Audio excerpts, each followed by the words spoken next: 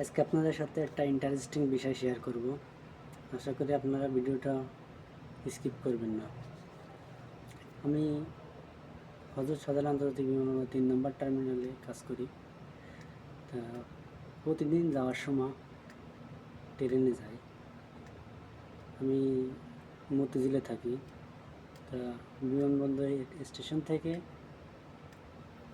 Kamalapur station পর্যন্ত ট্রেনে যাই। তা বেশিরভাগ সময় 23 কিলোমিটার ট্রেনে চলাচল করি, বিশেষ করে যাওয়ার সময়। তা কালকেরে আমি প্রতিনিয়তর মতো কালকেরেও আমি 23 কিলোমিটার ট্রেনে উঠেছি। উঠে একটা সিট পাইছি, সেখানে বসছি। বসার পরে ট্রেন চালু হওয়ার পরে ভিতরেই টিকিট কাটে। তো আমি বেশিরভাগ ভিতরেই টিকিট কাটি, টিকিটটা টিটি আছে। তো আমি সেই ওইখানেই টিকিট নিয়েছি টিটির কাছ থেকে। টিকিট নেওয়ার পরে এখন আমার মনে হচ্ছে আমার একটু গরম লাগতেছে বেশি। তো আমি ওখান থেকে উঠে দরজার কাছে দাঁড়াবো, সেই উদ্দেশ্যে উঠলাম। আর আমার হাতে একটা ব্যাগ ছিল।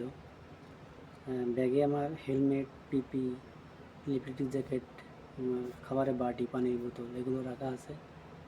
তাই আমি ব্যাগটা নিয়ে উঠেছি। ওঠার পরে আমার ব্যাগটা উনি দেখে উনি আমার বলতেছে, আপনি কি রাস্তার কাজ করেন? আমি বলছি, না, আমি রাস্তার কাজ করি না, এয়ারপোর্টে কাজ করি।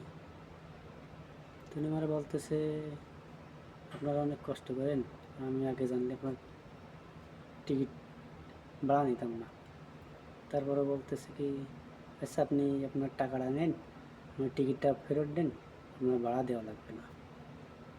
তা কথাটা শুনে আমি একটু অবাকই হলাম, আমার ভালোও লাগলো। আর ওই সময় একটা কথা মনে পড়লো যে আমি শুনেছি সিঙ্গাপুরে নাকি এরকম যারা ওয়ার্কার, এরা যে সময় কাজ শেষ করে আসে, কোনো গাড়িতে উঠলেও সিঙ্গাপুরের অন্য যাত্রীরা তাদেরকে সিট ছেড়ে দেয়। সেই কথাটা মনে পড়লো। আসলে সিঙ্গাপুরে এরকম আছে কিনা আমি জানি না, তবে কালকের আমার সাথে যে ঘটনা ঘটলো এটাতে আমার অনেক ভালো লাগছে।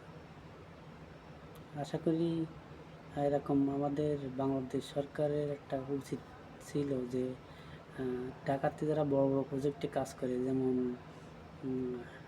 রেল লাইন, যে ঢাকা জয়দেবপুর যে রেল লাইনের কাজটা চলতেছে, তারপরে ঢাকা এলিভেটেড এক্সপ্রেসওয়ে, তারপরে আশুলিয়া এলিভেটেড এক্সপ্রেসওয়ে, তারপরে হযরত শাহজালাল আন্তর্জাতিক বিমানবন্দর 3 নম্বর টার্মিনাল, এরকম বড় বড় প্রজেক্টে যারা কাজ করতেছে তাদের জন্য নারায়ণগঞ্জ থেকে জয়দেবপুর পর্যন্ত যে ট্রেনগুলো চলাচল করে, এই ট্রেনে যাতায়াতের জন্য এই লোকগুলোর ফ্রি করে দেওয়া উচিত, ভাড়া ফ্রি করা উচিত। আমার মতামতটা আমি বললাম, বাকিটা